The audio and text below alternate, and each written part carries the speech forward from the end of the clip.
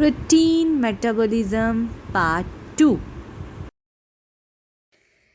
Hey everyone, welcome back to my channel. In the last video we have started with the protein metabolism. ठीक है, उसमें उस video में हमने discuss कर लिया था कि प्रोटीन कैसे मेटाबोलाइज होता है, कैसे अपनी एक्टिविटी शो करता है सेल्स में.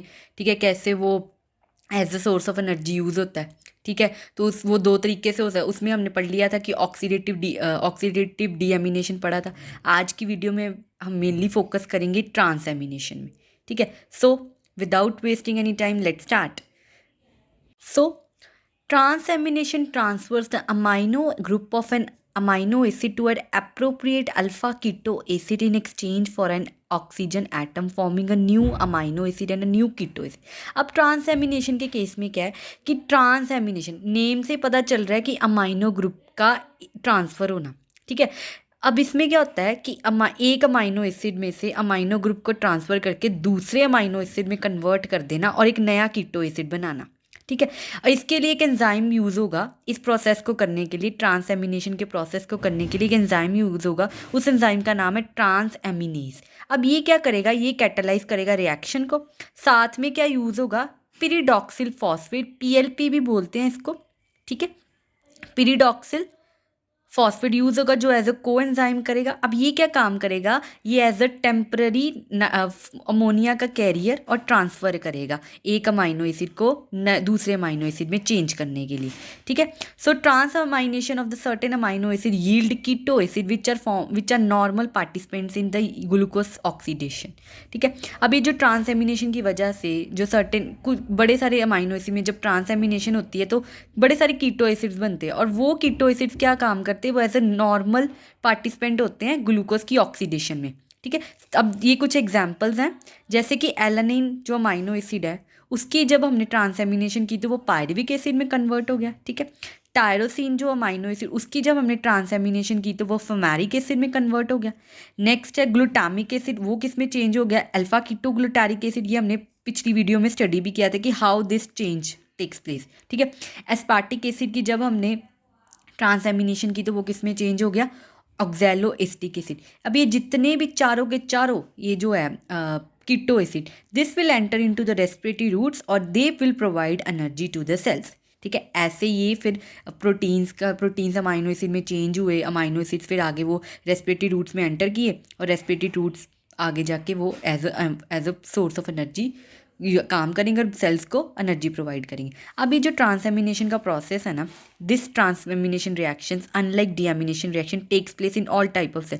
हमने पढ़ा था कि जो डीएमिनेशन थी, ऑक्सीडेटिव डीएमिनेशन थी, वो लीवर सेल्स में होती थी. बट ट्रांसएमिनेशन जो है ना, ये उस बॉडी के हर तरह के सेल्स में हो सकती है. ठीक है, नेक्स्ट हम एग्जाम्पल करते हैं ट्रांसएमिनेशन की. देखो, ये है ग्लूटामिक एसिड जो कि 5 कार्बन अमाइनो एसिड है. ठीक है, ये 5 कार्बन अमाइनो एसिड और साथ में ले लिया पैरुविक एसिड जो कि 3 कार्बन कीटो एसिड. इनकी जब ट्रांसएमिनेज हुई, ठीक है, तो ग्लूटामिक ट्रांसएमिनेशन हुई तो ग्लूटामिक एसिड किस में कन्वर्ट हो गया, अल्फा कीटोग्लूटारिक एसिड में. ठीक है, और जो पैरुविक एसिड था वो किस में कन्वर्ट हो गया, एलानिन में. ठीक है, पैरुविक किस में होगा, एलानिन में. ग्लूटामिक एसिड किस में होगा, अल्फा कीटोग्लूटारिक एसिड में. अब ये देखो, ये 5 कार्बन अमाइनो एसिड था, ये भी 5 कार्बन अमाइनो एसिड है. ये 3 कार्बन अमाइनो एसिड है, ये भी 3 कार्बन अमाइनो एसिड है. ठीक है, तो मतलब कि जब ट्रांसएमिनेशन होगी उस टाइम पे सिर्फ और सिर्फ अमाइनो एसिड चेंज होगा, जो नंबर है amino acid that will not change, it will remain constant. अगर 5 यूज़ किए तो जब उनकी ट्रांसएमिनेशन होगी तो नया जो बनेगा वो भी 5 कार्बन वाला ही बनेगा. जैसे ग्लूटामिक एसिड है, उसमें 5 कार्बन थे तो इसमें भी 5 कार्बन ही बनेंगे. ठीक है, पार्विक एसिड के केस में जब 3 कार्बन कीटो एसिड थे तो उसमें भी 3 कार्बन अमाइनो एसिड ही बनेंगे. ठीक है, नेक्स्ट हम बात करते हैं transamination between glutamic acid and pyruvic acid producing alanine and alpha glutamic acid. ठीक है, जब ट्रांसएमिनेशन हुई ग्लूटामिक एसिड और पायरुविक एसिड ने तो उन्होंने क्या बनाया, एलानिन और अल्फा ग्लूटामिक एसिड बना. ठीक है, अब ये ग्लूटामिक पायरुविक ट्रांसएमिनेस है, इसको जीपी भी मतलब इसके ये जो हुआ मतलब ट्रांसएमिनेशन, इसके लिए एक एंजाइम चाहिए. तो वो एंजाइम कौन सा है, ग्लूटामिक पायरुविक ट्रांसएमिनेस एंजाइम है जिसको जीपीटी भी बोलते हैं. वो एज अ एंजाइम काम करेगा और साथ में कौन सा को एंजाइम लगेगा, पिरिडॉक्सिल फॉस्फेट भी का एज अ को एंजाइम काम करेगा. ठीक है। अब ये जो ट्रांसएमिनेशन प्रोसेस है ना, 2 रीज़न के लिए ना बड़ा ही इंपॉर्टेंट है बॉडी के लिए। ये क्या करता है, they enable the cells to synthesize amino acid needed for the formation of specific proteins from whatever amino acid are taken in food. ये क्या करता है, नए अमाइनो एसिड्स बनाता है, जो कि आगे फर्दर क्या बनाते हैं, प्रोटीन्स। जब भी बॉडी को प्रोटीन्स चाहिए तो वे जो अमाइनो एसिड बना लेगा। अब ये अमाइनो एसिड्स वो कैसे बनाएगा, जो भी हम फूड लेंगे उसकी जो भी वो प्रोसेस करके वो आगे जाके एक नया अमाइनो एसिड बनाएगा और उस अमाइनो एसिड से आगे जाके नए प्रोटीन्स बन जाएंगे। तो एज ए ये जो ट्रांसएमिनेशन है ये हेल्प करेगा नए प्रोटीन्स को बनाने के लिए। और क्या काम है अमाइनो एसिड का, transamination of certain amino acid yield keto acid that are the normal participants in the glycolysis और क्रेब्स साइकिल। अब हमने देख ही लिया था कि जब ट्रांसएमिनेशन हुई अमाइनो एसिड के काफ़ी ज़्यादा प्रोडक्ट्स बने, जैसे कि कीटो एसिड, कितने तरह के कीटो एसिड बने थे, जैसे fumaric acid, alpha glutaric acid, oxalo acetic acid, pyruvic acid. So these are the normal participants in the glycolysis और क्रेब्स साइकिल। ठीक है, जो ये ग्लाइकोलिसिस और क्रेब्स साइकिल को करने में हेल्प करते हैं। ठीक है, so this was about transamination. Next topic आएगा अमाइनो एसिड डीकार्बोक्सिलेशन। ठीक है, अगर हम अमाइनो एसिड में से कार्बन डाइऑक्साइड को रिमूव कर दे तो उस प्रोसेस को हम बोलेंगे अमाइनो एसिड डीकार्बोक्सिलेशन। अब इस प्रोसेस में क्या होगा, सबसे पहले हम स्टडी करते हैं। Decarboxylation removes carbon dioxide from the carboxyl group of an amino acid and converted the latter into its corresponding. जब हम अगर देखें अमाइनो एसिड का स्ट्रक्चर देखें, उसमें एक आर ग्रुप प्रेजेंट है, एक एच ग्रुप है, एक अमाइन ग्रुप है और एक क्या प्रेजेंट है, कार्बोक्सिलिक ग्रुप। अगर हम कार्बोक्सिलिक ग्रुप में से कार्बन डाइऑक्साइड को रिमूव कर दें तो जो बाकी का प्रोडक्ट बनेगा वो किस में चेंज हो जाएगा, वो अमाइन में, कॉरस्पॉन्डिंग अमाइन में चेंज हो जाएगा। ठीक है, ये देखो इससे पता चलेगा ये कोई this structure represents amino acid. इसका एक अमाइन ग्रुप है, एक ये कार्बोक्सिलिक ग्रुप है, एक साइड पे हाइड्रोजन एक साइड पे आर। जब हम इसमें से कार्बन डाइऑक्साइड को रिमूव कर दें, ठीक है, तो ये this will change into the amine and carbon dioxide is remove out. ठीक है, सो ये this is the simple version of the general decarboxylation, कि कैसे अमाइनो एसिड में से कार्बन डाइऑक्साइड रिमूव हो रही है। ठीक है, अब इस प्रोसेस को करने के लिए एक कैटलाइज की ज़रूरत है, एक एंजाइम की ज़रूरत है। वो कौन सा एंजाइम है, अमाइनो एसिड डीकार्बोक्सिलेट एंजाइम है। ठीक है, जो कि पिरिडॉक्सिल फॉस्फेट की हेल्प से सारा फंक्शन करता है। ठीक है, इसको हम इस फॉर्म में भी लिख सकते हैं, जैसे ये अमाइनो एसिड को रिप्रेजेंट कर रहा है। इसमें से कार्बन डाइऑक्साइड रिमूव हुआ किसकी हेल्प से, डीकार्बोक्सिलेस एंजाइम की हेल्प से। यहाँ पे एस आएगा।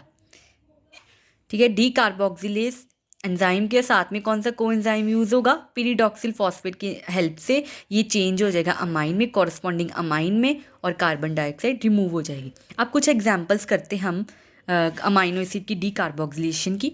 अ few metabolically important amine formed by the decarboxylation of amino acid are given below. सबसे पहले हम बात करते हैं हिस्टामिन की।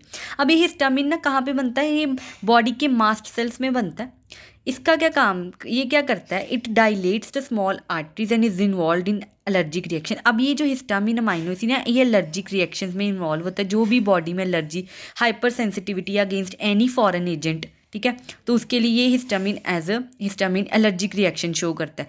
अब ये बनता कैसे है हिस्टामिन, ये कार्बन डीकार्बोक्सिलेशन अमाइनो एसिड, अगर एक हिस्टिडीन अमाइनो एसिड ले लें, ठीक है, उसकी जब हिस्टिडीन डीकार्बोक्सिलेज एंजाइम की प्रेजेंस में हम डीकार्बोक्सिलेशन करें तो हिस्टामिन में कन्वर्ट हो जाएगा और कार्बन डाइऑक्साइड बाहर निकल जाएगा। और ऐसे ये जो हिस्टामिन है ये किस में इन्वॉल्व हो जाता है, एलर्जिक रिएक्शंस में।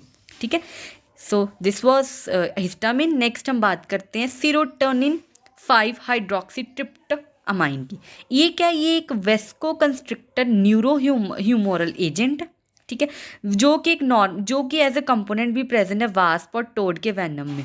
ठीक है, जो वास्प है, जो टोड के वेनम में ये जो है serotonin 5 hydroxy tryptophan amine as a component मिलता है। अब ये कैसे बना हुआ है, ये वाला जो है सीरोटिन 5 हाइड्रोक्सी ट्रिप्टोमाइन, ये क्या करता है, ये कैसे बनता है, 5 हाइड्रोक्सी ट्रिप्टोफैन अमाइनो एसिड ले लिया, उसकी जब डीकार्बोक्सिलेशन की 5 हाइड्रोक्सी ट्रिप्टोफैन एंजाइम की हेल्प से, तो वो किस में चेंज हो गया, 5 हाइड्रोक्सी ट्रिप्ट अमाइन में, और साथ में कार्बन डाइऑक्साइड बाहर चला गया। ठीक है, so this act as a vasoconstrictor and neurohumoral agent. ठीक है, नेक्स्ट हम बात करते हैं डोपामाइन की। अब डोपामाइन क्या है, 3,4 dihydroxy phenyl amine, ethyl amine. ठीक है, अब ये एक इंटरमीडिएट है मेलानिन और एड्रेनालिन की सिंथेसिस के लिए, जो एज ए इंटरमीडिएट काम करता है मेलानिन और एड्रेनालिन की सिंथेसिस के लिए। ठीक है, अब इसकी हम देखते हैं ये कैसे बनता है। अब ये कैसे बनता है? It is form by the decarboxylation of the 3,4 dihydroxyphenyl alanine dopa by dopa decarboxyl enzyme. अब ये क्या होता है?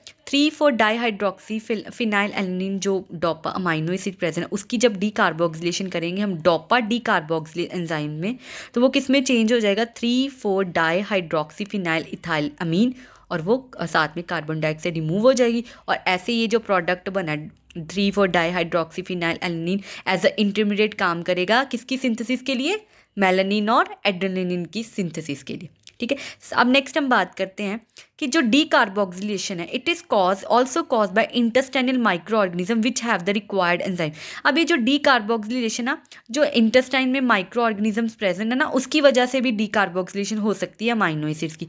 क्यों हो सकती है? क्योंकि जो एंजाइम डीकार्बोक्सिलेशन के लिए चाहिए वो माइक्रो ऑर्गेनिजम्स के पास होते हैं, so it can start the process of decarboxylation. ठीक है, अब इसकी वजह से क्या होगा? It leads to the putrefaction and produce toxic amino acid such as tryptamine, putrescine from tryptophan and ornithine. अब ये जो जब डीकार्बोक्सिलेशन अमाइनो एसिड्स की वजह से होगी इंटेस्टिनल माइक्रो ऑर्गेनिजम्स की वजह से, उसकी वजह से प्यूट्रिफिकेशन होगी, उससे टॉक्सिक अमाइनो एसिड बनेंगे। कौन कौन से?